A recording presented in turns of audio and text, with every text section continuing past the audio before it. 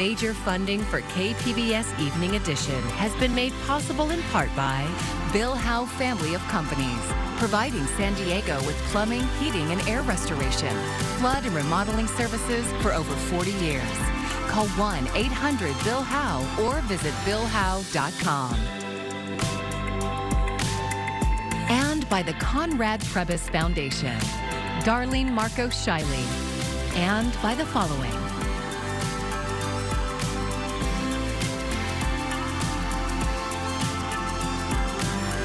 And by viewers like you. Thank you.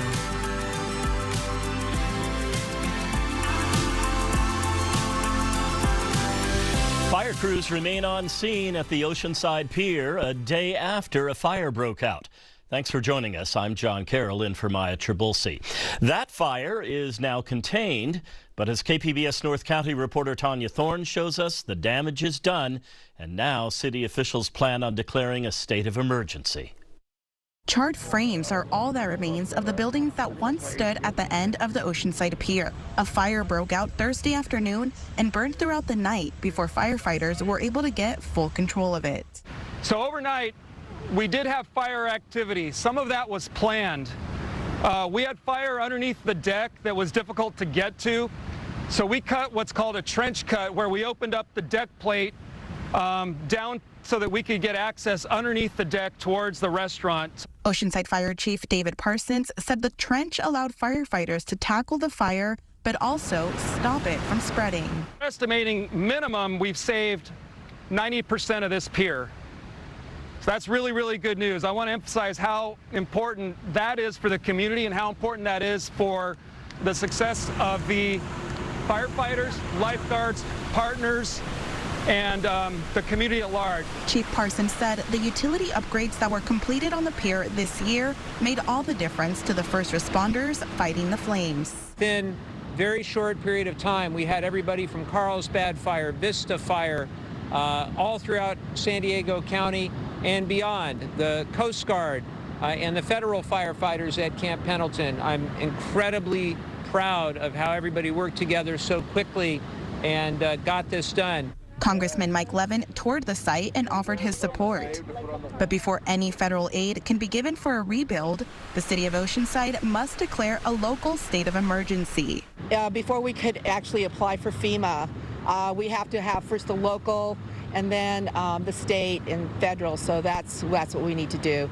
So the requirement is to do it within 10 days, and we're definitely going to do that. Oceanside Mayor Esther Sanchez says she expects to hold a special city council meeting declaring the local emergency. This loss hits very deeply in our community. We appreciate the outpouring that we've already felt from our local neighbor cities, but when you talk to the people that are walking around, they're still in shock, and we're going to be going through some grieving as a community. So I understand everybody wants to get it open as soon as possible. There'll be time to look to the future. A cause for the fire has not been determined. The pier and the beach area near the pier will be closed to the public until further notice. Tanya Thorne, KPBS News. Members of Congress have launched an investigation into Oceanside-based Front Wave Credit Union.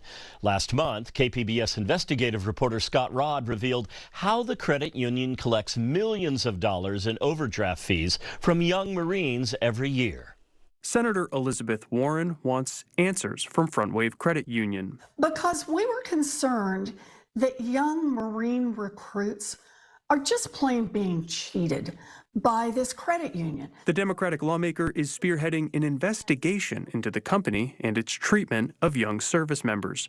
The credit union has an exclusive arrangement with the Marine Corps. Each year, thousands of recruits who come through boot camp in San Diego are funneled into the credit union in order to process their paychecks. A KPBS investigation last month found the credit union relies on overdraft penalties as an essential source of revenue. The most recently available data shows FrontWave collected $8 million in overdraft fees in 2022. FrontWave customers are subject to a $20 fee each time they overdraw their account and can face up to 5 penalties a day. And this is just one more example of a financial institution honing in on young, vulnerable service members. A number of other senators signed on to the investigation, including Bernie Sanders, Cory Booker, J.D. Vance, as well as San Diego Congresswoman Sarah Jacobs. FrontWave CEO Bill Burney declined an interview request. In a previous interview, he described the credit union's overdraft program as a, quote, service to its members who run out of money between paychecks. I'm a retired Marine Sergeant Major. I love Marines. There's no way that we would ever get involved in being predatory when it comes to those people that dedicate their lives to serving our country. The investigation could bring substantial changes to FrontWave and its arrangement with the Marine Corps. This letter is a big deal and it's tough stuff. Aaron Klein is a senior fellow at the Brookings Institution. This is going to get some senior brass on the military side quite focused. I suspect that this exclusive arrangement doesn't have much longer to go. FrontWave has until May 10th to respond to more than a dozen questions from the lawmakers. Scott Rodd, KPBS News. For more on this story, I'm joined now by KPBS investigative reporter Scott Rodd. Scott, thank you so much for joining us. Were you surprised when members of Congress told you they were going to do this investigation?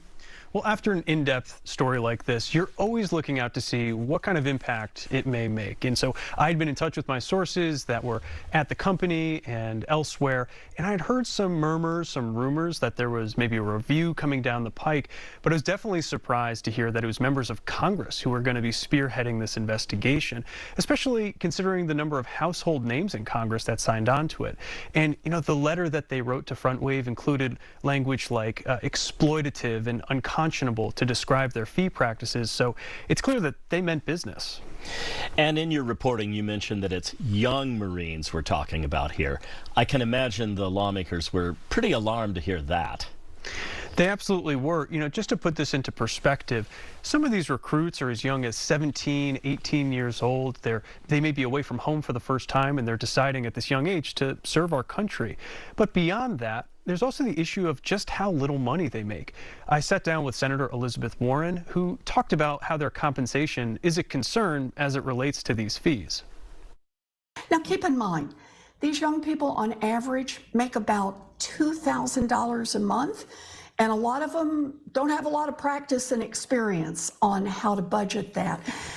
And the idea that this credit union that is supposed to be there to serve these young Marines, in fact, is squeezing nearly $8 million out of them in overdraft fees, that just feels wrong. So we sent a letter to ask questions and start an investigation. So when you're talking about $20 a pop up to 5 times a day for these fees, that could impact any family. That could be a burden for any family. But when you're talking about an individual who's making only a couple $1,000s a month, that could be a real financial strain. So where does the investigation go from here? Well, FrontWave has a few weeks to answer questions and provide additional information and data as it relates to their fee practices.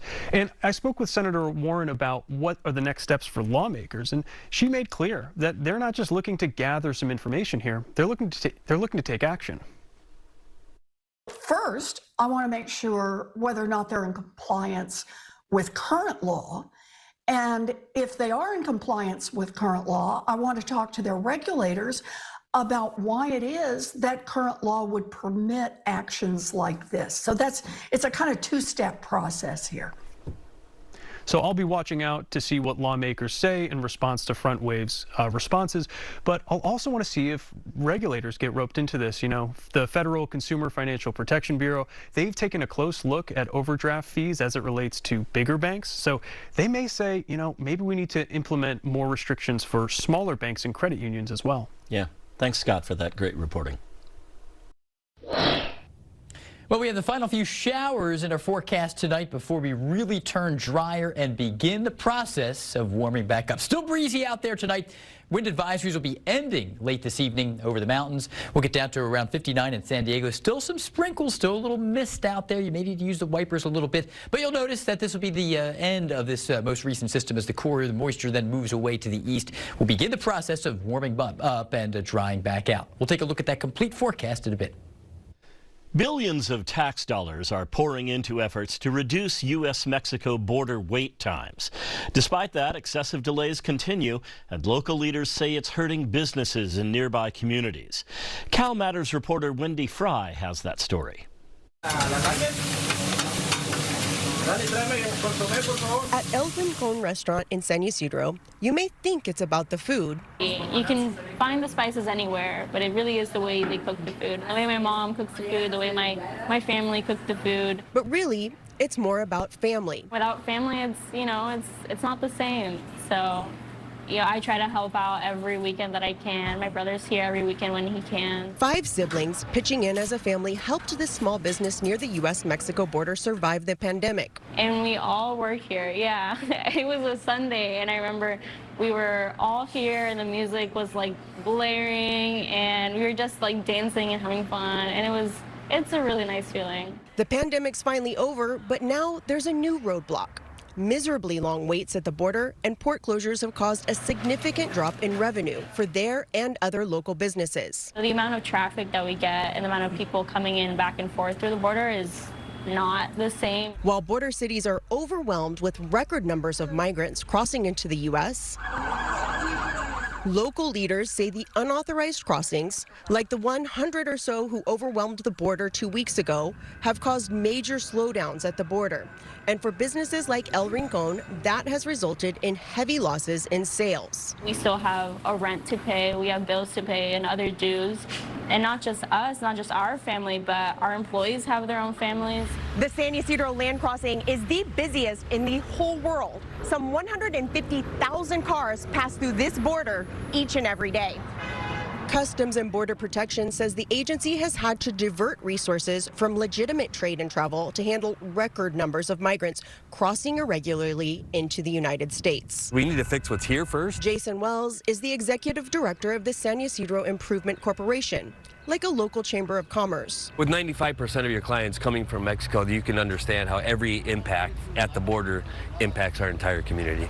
This in a working class community struggling to recover. We lost 223 businesses. We lost 2,100 jobs in a community of 25,000. That was a huge impact for us.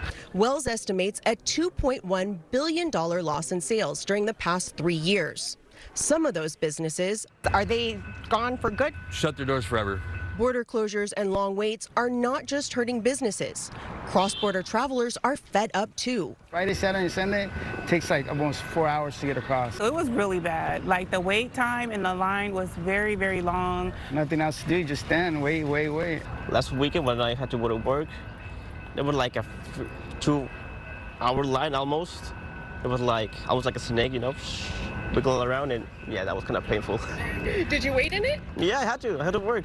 It's faster to cross on foot, but it's still 2.5 hours. It's too long to be waiting. And they're working for the healthcare industry in hospitals. They're working for the hospitality industry. Joaquin Lucan with the Smart Border Coalition says long wait times impact not just businesses at the border, but productivity across San Diego and overall trade between the U.S. and Mexico. You can't expect an employee to perform at 100% if he has 4 hours of sleep and 6 hours on foot. At the El Rincon restaurant, the owners say they need the border to start moving again. The fact that we are getting affected by it, and every business around here is getting affected by it, and families. Business owners and border experts say U.S. Customs and Border Protection needs to hire and train more employees at the busiest checkpoints. But CBP would only say in a statement, CBP routinely plans for and executes contingency measures to support the overarching agency mission and ensure the safety and well-being of those in the agency's custody. Local leaders and business owners will continue lobbying Congress for increased border crossing staffing to speed up the process. And that will hopefully increase revenue for hard-hit businesses. Reporting for Cal Matters and The Local in San Ysidro, California, I'm Wendy Fry.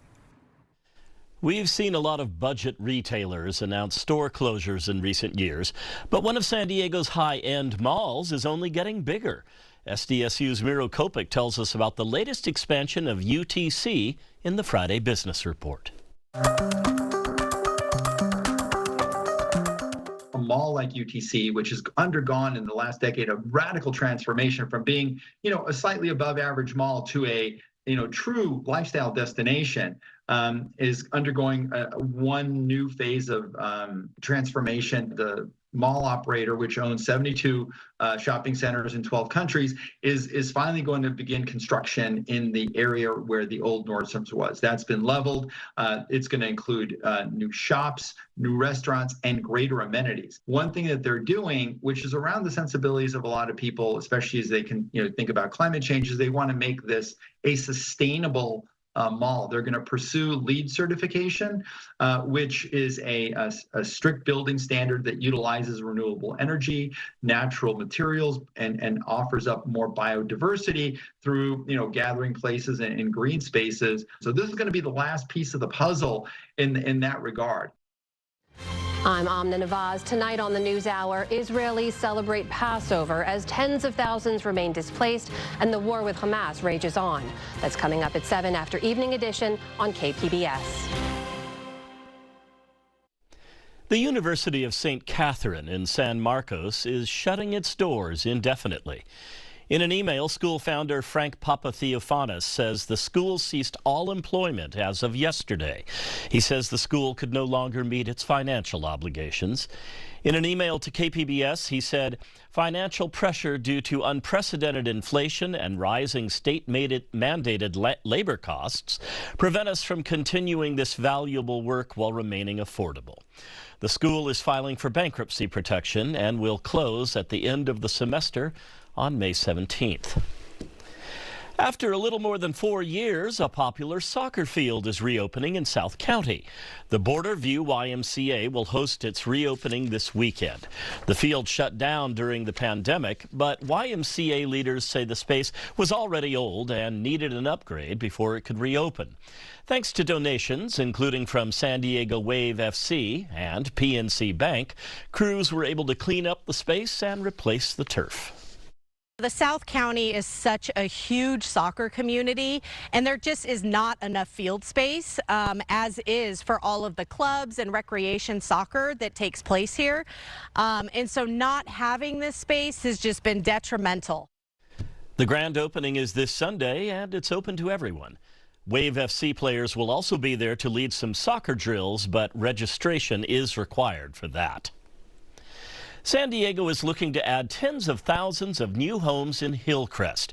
And with the neighborhood short on open space, KPBS Metro reporter Andrew Bowen says some are looking to the 163 freeway for a new park. The Graw family owned it until '78. Glenn Younger is owner of Graw Safe and Lock. The business occupies a 110-year-old building right next to the 163. That proximity to the freeway can be convenient, but it has its downsides. It's noisy and smelly, and there's black dust. I think it's tire dust everywhere. That comes with it. So we have to wash the windows more often than you would think. Younger recalls about a decade ago, Hillcrest businesses were exploring the concept of covering parts of the 163 to create new plazas or parks. The idea never really took off. Freeway lids are complex and very expensive. But now that the city is updating the Hillcrest community plan to add a lot more high-density housing, Younger thinks the idea is worth revisiting. The freeway takes up about 5 acres of prime Hillcrest real estate. If I had a magic wand and I talked to anybody in Hillcrest, if I could give you 5 acres, would you take it? Everybody would say, absolutely, please give me 5 acres. Well, we've got it here. It's just being used for air right now. Air and a freeway. The city planning department told KPBS they're open to the idea of a freeway lid if people ask for it. Making it happen could cost hundreds of millions of dollars and require close collaboration between the city and Caltrans. Andrew Bowen, KPBS News.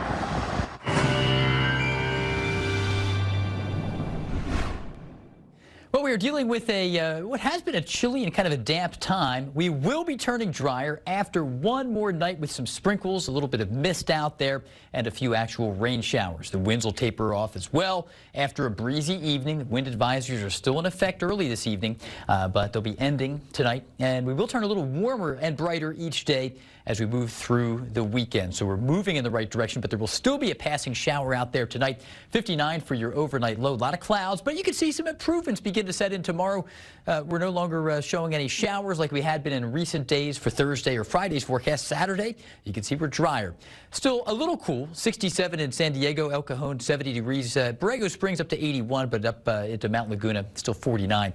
But overall, high pressure begins to nose in. The moisture slides over the Four Corners region, and it turns fairly nice for us. And the breeze continues to taper off, and it looks like a great Sunday for us across the region as a little bit of rain snow mix occurs into Colorado. It's a long ways away as we have higher pressure building back in. Let's look at that coastal forecast. We have the temperatures into the upper 60s, hovering in the upper 60s pretty consistently. By Wednesday, we're back into the low 70s, just a subtle rise. We'll see a mix of sunshine and clouds. Most mornings will feature a little more cloud cover, and we'll see more in the way of sunshine in the afternoons. Into the inland areas, still breezy tonight, but the winds will die down. We're on the way up to 72 by Sunday, 76 Monday. So a really nice start to the work week here, and really the weekend looks pretty decent as well, just a little cool early on. Into the mountains we go, and here we have still breezy weather tonight, still windy right now, but the winds will be dying off and tapering down. And we'll begin the process of warming back up from the upper 40s on a cool Saturday to the mid-50s Tuesday, and look at Wednesday into the mid to upper 60s. Into the deserts we go, and here we're going to be around 81, a little breezy Saturday, 91 by Monday, 94 come Wednesday. I'm AccuWeather meteorologist Jeff Cornish for KPBS News. Coming up at San Diego Civic Theater, the San Diego Opera's Madama Butterfly. KPBS reporter Jacob Ayer got a behind-the-scenes look at what goes into making such a grand production.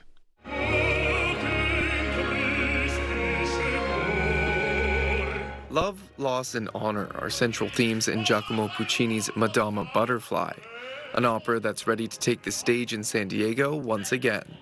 General Director of the San Diego Opera, David Bennett, says he's feeling a little bit anxious and tired, but overall, he's excited. So this is one of Puccini's greatest operas, and many people think of Puccini as the greatest opera composer, so it's very well known.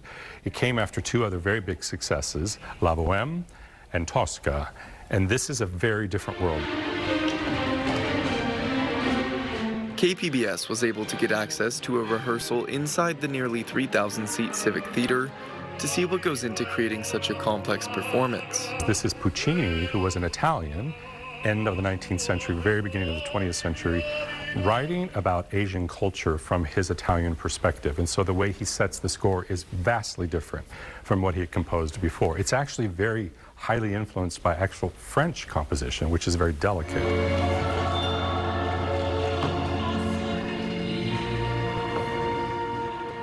The story focuses on a young woman who supports herself as a geisha after her disgraced father takes his life. The performance stars soprano Corinne Winters, who plays that woman, Cho-Cho-san.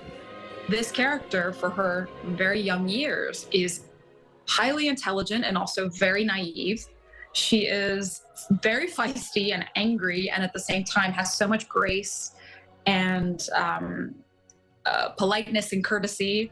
Winters has played this role 3 times before and says Cho-Cho-san is a vulnerable character that's emotionally and musically difficult to tackle. Having to sing this intense, complicated opera from a musical standpoint, and the amount of stamina and technique required to sing a piece like this with those 2 factors kind of always at play is a lot. The San Diego Symphony will guide the show. And the stage will be adorned with Japanese-inspired decor to match the storyline, says director of Madama Butterfly, Jose Maria Condemi. But it's a traditional setting of the piece in the 1904, 1906. And it's visually very striking because of all those levels. If you sit at different seats in the house, you get a very different experience of it. Bennett says they took extra care to be culturally accurate in the smallest details. We are making sure that we're doing everything with real cultural awareness and cultural knowledge, down to the way everyone moves, the way everyone steps, the way you fold your garments, where the obi actually sits. In the story, Cho-Cho-san falls desperately in love with an American naval officer and marries him. But he leaves her for 3 years, and while gone, she bears his son, and he takes an American wife. This leads to an unraveling of her identity. She not only married an American in the early 20th century, but she rejected her own culture, and she was rejected in turn. So that creates a very dramatic conclusion to the piece. With such a powerful story that requires great acting and voice, Winters digs deep for inspiration. It shows each character as a multidimensional human with a journey and with their light, I guess, the light side of their personality and their demons, and each character has it. This isn't the first time that the Civic Theater has put on this opera, but it's a great opportunity for those new and seasoned to experience the show. It is a perfect piece for a newcomer to the opera because it's accessible, the music is sweeping, and it really goes straight to your heart. The two performances are sung in Italian with English and Spanish text projected above the stage and take place Friday evening and Sunday afternoon at San Diego Civic Theater.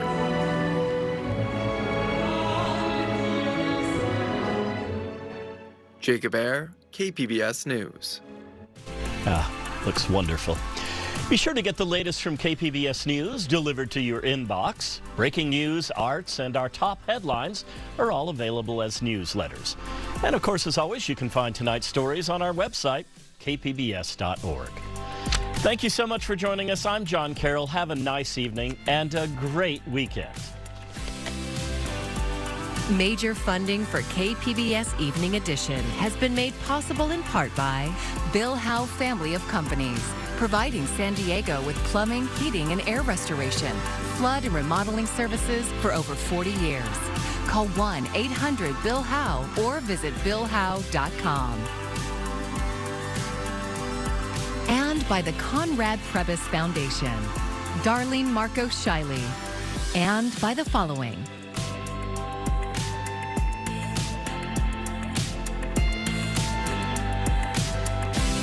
And by viewers like you.